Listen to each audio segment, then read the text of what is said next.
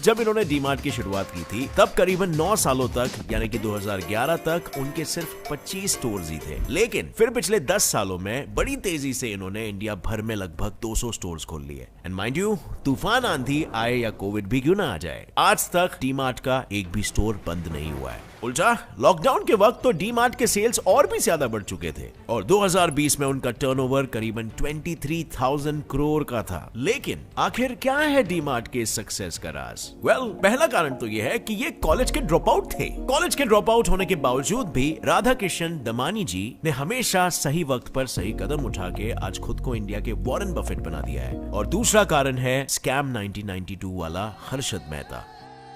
But कैसे, यही सोच रहे हो ना? हर्षद मेहता स्कैम का डीमार्ट के सक्सेस में क्या हाथ था? भाई लोग, इसी पहेली की गुत्थी सुलझाने के लिए आज मैं आपको लेकर चलूंगा राधा किशन दमानी जी के पूरे सफर में, जहां पे हम डिस्कस करेंगे कि उन्होंने कैसे सक्सेस हासिल किया। In today's video titled how DMart made its owner the second richest man in India.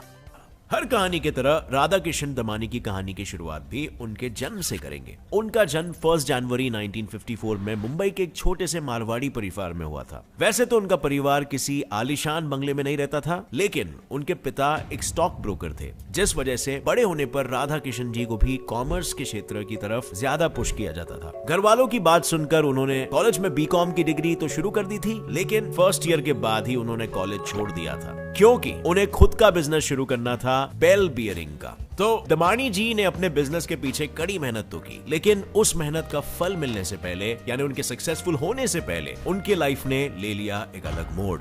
अचानक उनके पिता की मौत हो गई, जिसके बाद उनके भाई ने उन्हें कहा कि तुम भी स्टॉक ब्रोकिंग में ही लग जाओ, और बस फिर वो बन गए एक स्टॉक ब्रोकर। उस दौरान उन्होंने शेयर मार्केट, स्टॉक एक्सचेंज के बारे में काफी कुछ सीखा और तब उन्हें रियलाइज हुआ कि अगर ज्यादा पैसे कमाने हैं तो स्टॉक ब्रोकरेज नहीं, स्टॉक ट्रेडिंग करनी पड़ती है। एंड वही तो, स्टॉक ट्रेडिंग आज के जमाने में इतनी आसान हो गई है कि आप इसे आसानी से घर बैठे बैठे अपने मोबाइल ऐप से भी कर सकते हो। लेकिन जरा सोचो, जहां इंडिया का निफ्टी 50 पिछले 10 सालों में 177% इंक्रीज हुआ है, वहीं यूएस का नस्दाक 508% इंक्रीज हुआ है। तो ज्यादा रिटर्न आपको किस में मिलेगा? और यार, आप जहां पर अमेरिका का नेटफ्लिक्स, गूगल और फेसबुक जैसी कंपनीज के प्रोडक्ट्स यूज करते हो, आप उनके रेवेन्यू में इनडायरेक्टली कंट्रीब्यूट करें, तो क्यों ना आप डायरेक्टली कंट्रीब्यूट करो और उनके प्रॉफिट के हिस्सेदार बनो। क्योंकि सिर्फ रिटर्न्स ही नहीं, जहां आपको इंडिया में मिलने वाले स्टॉक ऑप्शंस को पूरा का पूरा बाय करना पड़ता है, वहीं आपको यूएस के स्टॉक ऑप्शंस में पूरे स्टॉक को खरीदने की कोई जरूरत नहीं होती। आप सिर्फ उस स्टॉक का एक हिस्सा भी खरीद सकते हो और स्टॉक ट्रेडिंग भी कर सकते हो। मतलब सिर्फ हॉलीवुड से लेकर विदेशी माल तक की अपनी सोच को सीमित क्यों रख रहे हो, जब यहाँ पे आप डॉलर्स पे डॉलर्स कमा सकते हो, है ना? पर इतना ही सिर्फ फायदा नहीं है भाई। क्या आपको पता है, यूएस स्टॉक्स में इन्वेस्ट करने से आपको स्टॉक के एप्रिसिएशन के साथ साथ डेप्रिसिएशन का भी फायदा मिलेगा। और यूएस स्टॉक में इन्वेस्ट करके कमाई करने के लिए मैं जो ऐप यूज करता हूँ ना, वो है IND मनी, जो इस पूरे प्रोसेस को एकदम सिंपल बना लेती है। जहां आपको ना सिर्फ 4,500 स्टॉक ऑप्शंस मिलते हैं, बट यहाँ पर आपको यूएस स्टॉक अकाउंट सेटअप बिल्कुल फ्री मिलता है। यानी कि स्टॉक्स के बाइंग और सेलिंग से लेकर जीरो अकाउंट ओपनिंग और जीरो मेंटेनेंस फी।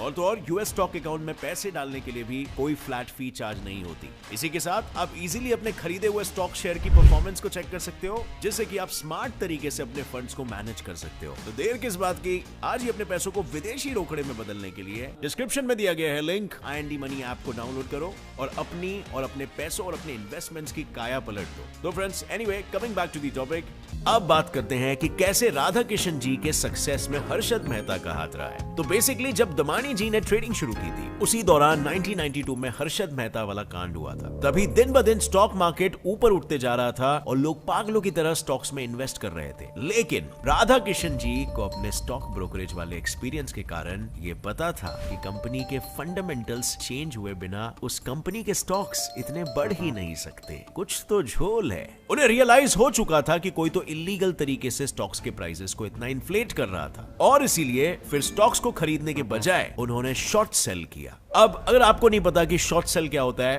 तो मैं बताता हूं। जनरली हम पहले शेयर्स खरीदते हैं और फिर उसे बेचते हैं, लेकिन शॉर्ट सेलिंग में उल्टा होता है। इसमें शेयर्स पहले सेल किया जाता है और फिर उन्हें बाय किया जाता है। और जैसे कि आपको पता है कि शेयर्स जब नॉर्मली बाय करते हैं तब प्राइस ऊपर जाने पे हमें प्रॉफिट होता है, लेकिन शॉर्ट सेलिंग में प्राइस गिरने पे आपको प्रॉफिट होता है। थोड़ा सा बाउंस गया होगा, राइट? कोई बात नहीं, मैं वापस से समझाता हूं। समझो दो इन्वेस्टर्स हैं, ए और बी। ए ने एक कंपनी के 10,000 के शेयर्स खरीदे और बी ने 10,000 10,000 के शेयर्स को बेचा। अब आप सोचोगे कि जो शेयर्स खरीदे ही नहीं तो बी ने उसे बेचा कैसे? वेल, यूजुअली शॉर्ट सेलिंग में लोग शेयर्स अपने ब्रोकर से बोरो करते हैं। सो इस बोरो किए हुए शेयर्स को बी ने 10,000 में बेचा, लेकिन समझो कि किसी कारण कंपनी के शेयर्स 5,000 जितने गिर गए। तब इन्वेस्टर ए को 5,000 का नुकसान हुआ और बी को 5,000 का मुनाफा। और बस बिल्कुल इसी तरह हर्षद मेहता स्कैम में जिन लोगों ने शेयर्स खरीदे थे उनको स्कैम के बाहर आने पे दुनिया भर का नुकसान हो गया और शॉर्ट सेलिंग करने वाले दमानी जी रातों रात मालामाल हो गए,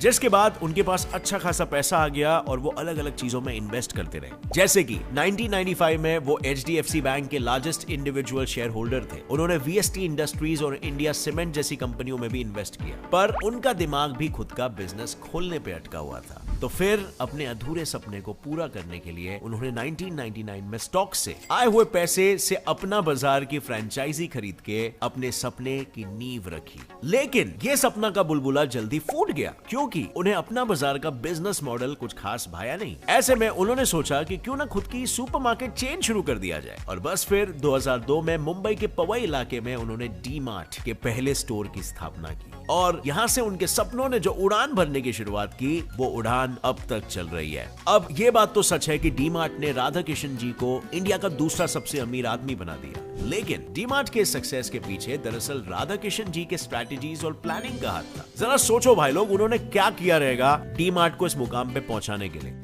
उनकी पहली स्ट्रैटेजी ये थी कि शुरुआत में उन्होंने बिजनेस को एक्सपैंड करने के बजाय उन्होंने प्रॉफिट पे ज्यादा ध्यान दिया। स्टार्टिंग में उनके पास जितने भी स्टोर्स थे सिर्फ उन्हीं पर फोकस करने की वजह से वो डी-मार्ट के सप्लाई चेन को भी कंट्रोल कर सकते थे। उन्हें पता रहता था कि कहां से कैसे और कितने दाम में सामान आ रहा है। और एक खासियत उनकी ये थी कि वो हमेशा अपने सप्लायर्स और वेंडर्स से अच्छे रिलेशंस बनाए रखते थे। जहां दूसरे लोग माल लेने के बाद सप्लायर्स को हफ्तों तक पैसे नहीं देते थे, वहीं राधा किशन जी कुछ ही दिनों में ही पैसे दे दिया करते थे, जिस वजह से सप्लायर्स का उन पे विश्वास बढ़ने लगा और जल्दी पैसे देने के कारण सप्लायर्स उन्हें ज्यादा डिस्काउंट भी देते थे। लेकिन यहाँ भी राधा किशन जी ने अपने फायदे की नहीं सोची, बल्कि सप्लायर्स से मिला हुआ डिस्काउंट वो अपने कस्टमर्स को दे देते थे। उनकी तीसरी स्ट्रैटेजी थी उनकी दूरदृष्टि या लॉन्ग टर्म थिंकिंग। दरअसल राधा किशन जी को इंडिया का वॉरेन बफेट कहा जाता है, क्योंकि उनके ही तरह दमानी जी भी जब वैल्यू इन्वेस्टर थे तब वो शॉर्ट टर्म इन्वेस्टमेंट्स में नहीं बल्कि लॉन्ग टर्म की सोचते थे और उन्होंने वही अप्रोच डी-मार्ट के साथ भी अपनाया। वो जब भी किसी नए स्टोर के लिए जमीन देखते थे वो उसे लीज पर नहीं लेते थे बल्कि डायरेक्टली खरीद ही लेते थे, ताकि लॉन्ग टर्म में उन्हें 5-6 जीरोस लगा के रेंट ना देना पड़े और जो पैसे वो रेंट पे बचाते थे वो अपने कस्टमर्स को डिस्काउंट के रूप में दे देते थे। और फ्रेंड्स, आपने भी देखा रहेगा कि डी-मार्ट में अक्सर भयंकर डिस्काउंट लगा रहता है। कितने दुकानदार तो डी-मार्ट से खरीद के अपने दुकानों में बेचते हैं, और दुकानदार क्या, मैं तो ये भी कहूंगा कितने डिस्ट्रीब्यूटर्स, और ये सप्लाई चेन के लॉज के ही अगेंस्ट चला जाता है। नो वंडर डी-मार्ट में हमेशा इतनी गर्दी क्यों रहती है। Now last but not the least, जिस चीज ने उन्हें सक्सेस दिलाई वो थी उनकी सादगी। हाँ जी, सादगी यानी सिंप्लिसिटी। दमानी जी को पता था कि उनके एंटरप्राइज का मेन पर्पस है लोगों को कम दाम में डेली कंज्यूमर प्रोडक्ट्स बेचना, और उन्हें पता था कि लोग भी वही खरीदने आ रहे थे, ना कि डी-मार्ट में शॉपिंग एक्सपीरियंस पाने आ रहे थे। जिस वजह से दमानी जी ने कभी भी दूसरे सारे ताम झाम में एनर्जी बर्बाद नहीं की। यानी उन्होंने हमेशा डी-मार्ट के डिकोर को सिंपल और इजी रखा और बस लिमिटेड रेंज ऑफ प्रोडक्ट्स रखे। राधा किशन जी के इन्हीं स्ट्रैटेजीज और माइंडसेट के कारण आज पूरे देश में डी-मार्ट के टोटल 238 स्टोर्स है और उनका एनुअल टर्नओवर 23,000 करोड़ रुपीस से भी ज्यादा है। ये देख के तो ऑब्वियस है कि Radha Kishan ji last year India के सेकंड सबसे अमीर इंसान थे, पर अभी फिलहाल अडानी जी ने उस पोजीशन पे कब्जा कर रखा है। लेकिन शायद राधा किशन जी को बैक ऑन ट्रैक आने के लिए ज्यादा समय ना लगे, क्योंकि जहां पूरी दुनिया को लॉकडाउन में लॉसेस पे लॉसेस हो रहे थे, वही डी-मार्ट खुद के ही रिकॉर्ड्स को ब्रेक कर रहा था। सो फ्रेंड्स, मैं तो पर्सनली राधा किशन दमानी जी से काफी इंस्पायर्ड हूं।